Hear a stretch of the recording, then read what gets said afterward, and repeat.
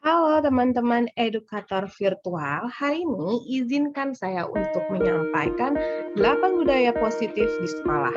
Nah, ini adalah hasil diskusi dengan teman-teman satu grup saya di CGP Angkatan 2 Bandar Lampung bersama Ibu Meli Gustina, Ibu Septriani, dan Ibu Tiurma Simanihuruk.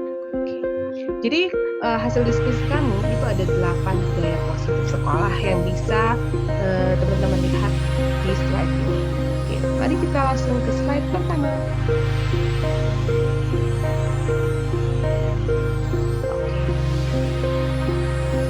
Sebelumnya ya, budaya. Jika teman-teman mendengar kata budaya, maka di sini kita akan mengingat adanya suatu kebiasaan. Nah, kebiasaan itu artinya dilakukan secara terus-menerus. Positif itu berarti bahwa pembiasaan yang dilakukan itu bersifat positif atau mempunyai nilai yang sangat baik. Dan 8 budaya positif ini sebaiknya diterapkan di sekolah. Yang pertama adalah menjadi teladan. Oke, menjadi teladan di sini bisa saja diperuntukkan untuk guru itu sendiri atau juga bisa untuk murid. Dua-duanya bisa menjadi teladan dengan cara membuat dirinya itu menjadi sosok yang bisa memberikan inspirasi dan bahkan bisa menjadi contoh dalam menjalani kehidupannya sehari-hari.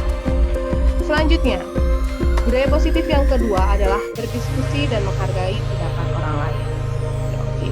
Yang namanya berdiskusi di sini adalah kita mampu berkomunikasi dua arah dan informasi yang diperoleh itu semua sama antara pihak yang satu dengan pihak yang lain. Dan kita juga harus mampu menghargai pendapat orang lain. Yang ketiga, budaya positif yang selanjutnya adalah menyusun kesepakatan kelas. Di sini kata-katanya adalah menyusun. Jadi dalam artian bukan guru yang sudah menentukan, akan tetapi adanya komunikasi dan juga diskusi antara guru dan murid dalam menyusun kesepakatan di dalam kelas. Dan yang paling penting di dalam kesepakatan itu adalah semua pihak yang ada di dalamnya menyetujui dan juga meyakini bahwa yang mereka sepakati itu adalah hal yang memiliki nilai-nilai kebaikan yang pastinya bermanfaat untuk mereka sendiri. Oke, selanjutnya adalah mengikuti tata tertib. Nah, contoh di gambar ini adalah contoh budaya antri ya, dimana kita tahu kalau budaya antri di Indonesia ini bisa dikatakan just so seperti itu. Tapi dalam artian bukan berarti kita tidak bisa mengikuti tata tertib yang sudah dibuat. Kita membutuhkan waktu untuk bisa meyakini kalau sebenarnya apa sih manfaatnya kalau saya mengikuti tata tertib tersebut gitu. Sekali lagi di sini yang ditekankan adalah keyakinan bahwa tata tertib yang telah dibuat itu pasti berdampak baik buat kita semua.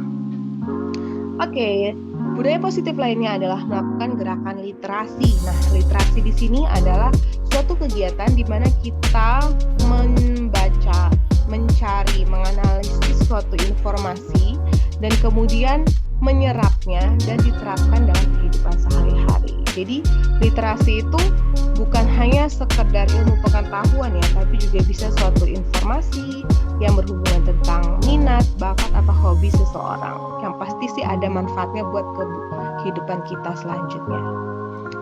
Oke, nah budaya positif selanjutnya adalah ekstrakurikuler. Di sini juga